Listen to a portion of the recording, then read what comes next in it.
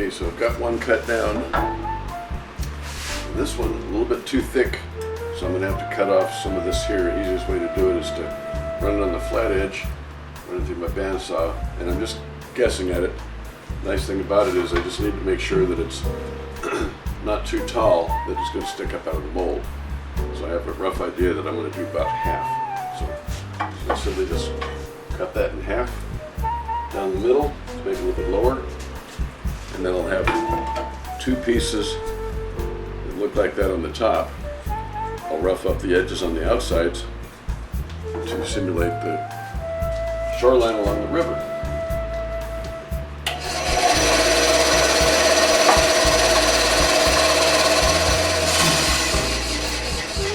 Wonder if I can use that piece for something. Stick it in my wood pile. So at this point, you can see where the river's going to flow.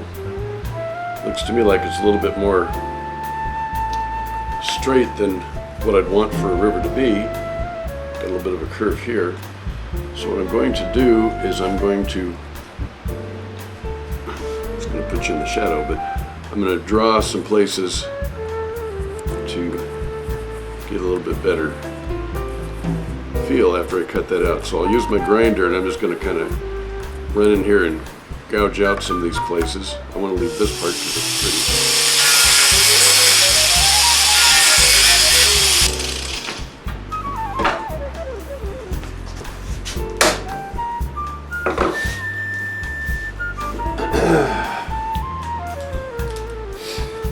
Okay, so there we have that part. This is where the blue river portion is going to go. So I'll be actually doing two pours. One will be with the blue, and as it's setting up, you'll see where I'll swirl a little bit to make it look like moving water. Then I'll do another one of a clear to cover over the whole thing, which will come up and actually cover this part here. One thing to keep in mind here when you're working with something like this is you're working with something that looks natural. So you don't have to be exact, the lines don't have to be straight. And there's all kinds of things that you can do. So you want to use your creative juices on this to make it flow. All you have to worry about is to make sure you got the straight edge on the outsides so it fits into the mold. And then just kind of go from there. As I'm measuring this, as I get ready to cut these down to make sure they're 16 inches, got to keep it, remember there's a width cut of the blade. So if I make 1, 2, 3 cuts, 3 times the size of that blade is going to be taken away from my 16 inches. So what I'm going to do is I'm going to mark these to be about 16 1/4. Okay, so what I'm doing now is I'm using packing tape in this case. And I laid it down where the bottom's going to be. I'm going to put packing tape on that as well, which is a simple process. As I said that, it decides to stick up on me. So, you know, that's what you get for live TV. Come on.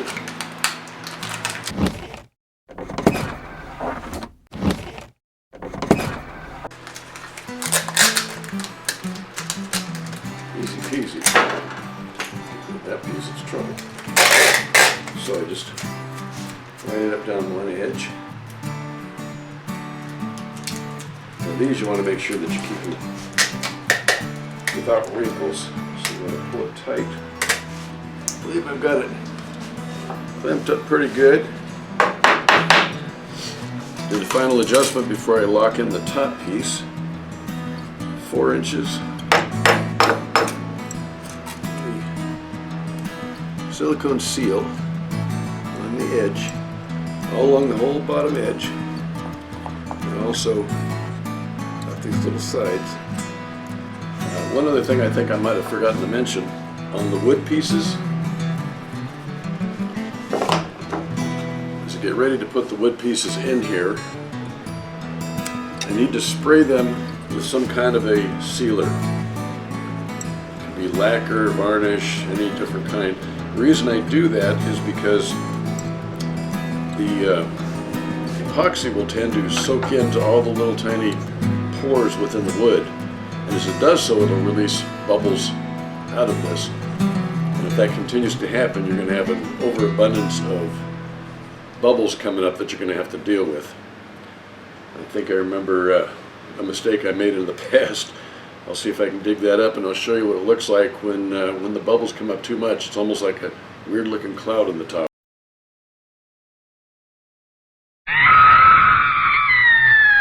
So as I mentioned, I'm going to put some kind of seal on it. I thought I had some spray sealant, but I didn't. But I do have this. It dries crystal clear. So I'm going to go ahead and apply this while the other is curing. So I'm getting ready to mix it up.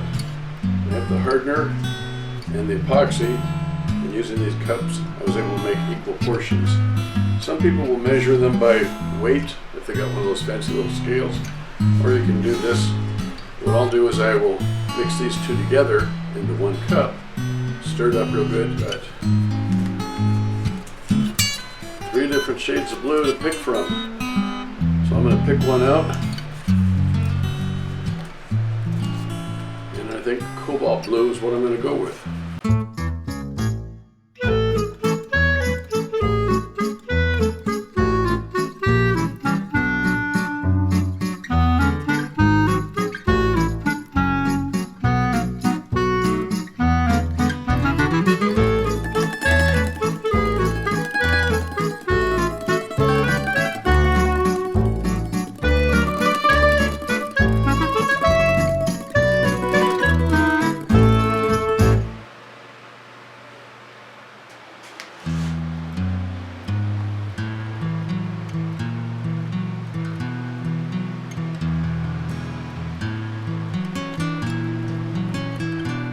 Okay, now that I got it nice and level in there, let it sit for a few minutes. You can see the bubbles that are starting to come up. And I'm going to take my little torch outfit and clean those up.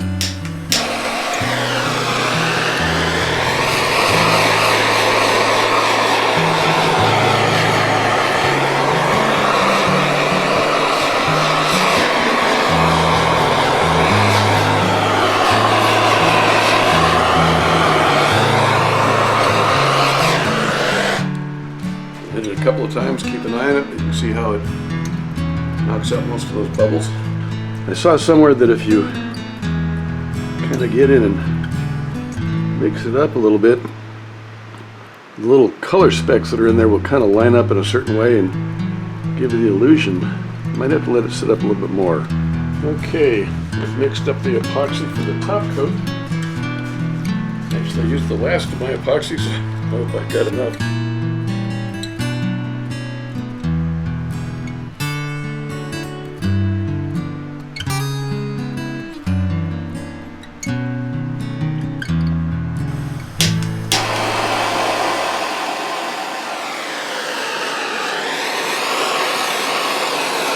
See how quickly that removes those bubbles?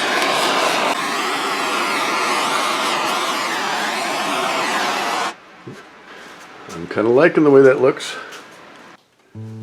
Okay, well, I've got the clamps off it. It sat till the next day, which is today. So let's see how well this works.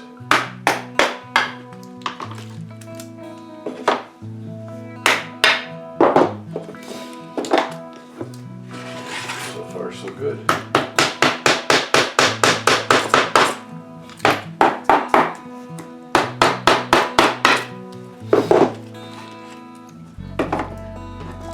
See how it filled in the sides a little bit as well in the end. Nice and smooth. There's a few little tiny dust particles. I don't know if you can see it. Feels smooth, but you can see where there's a little bit of dust that might have landed on the top. But during the polishing process, of course, that'll go away. So there it is at this point. So what I'll be doing is I'll just be shaving it down, polishing it a little bit, and then I'll get ready to cut it into the 4 pieces. So that's about it. Looking pretty good, I think. What do you think?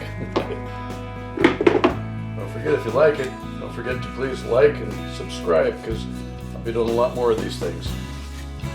Okay, well, I ran it through the planer, got it nice and smooth. Now I'm going to do a little polishing. I'll start with probably about a 100 grit, like a 150 up to 300, maybe finish it off with an 800, and then I'll use some polishing compound with a buffer. We'll see how smooth we can get it.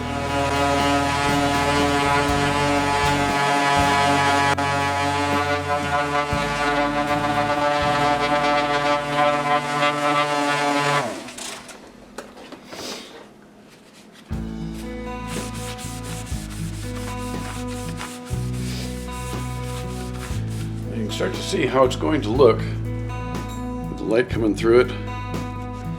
But you can see the depth of the wood, like the wood goes down under, so it makes it look like the river's flowing up onto the banks. So by the time I get it polished, this will be the bottom side. I don't have to worry as much about this side, but I'm going to try to make it look pretty cool. Well, here's the coasters. Got them all done, got them polished up, and I built this nice little framework for them. And I put little legs under there to keep them from scuffing up, so you can pass them out to people, let them have their soda, the beer, whatever drink you want, and protect the surface of your counter. So there it is. I'll let you see a little close up here. Got a nice look to them, don't you think? So on to this one. My next project is going to be a nice chessboard.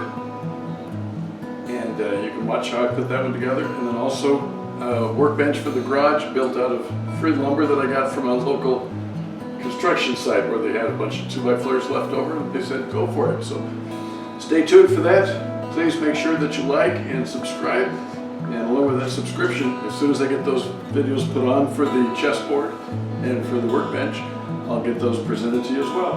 Hope you enjoy and have a great day.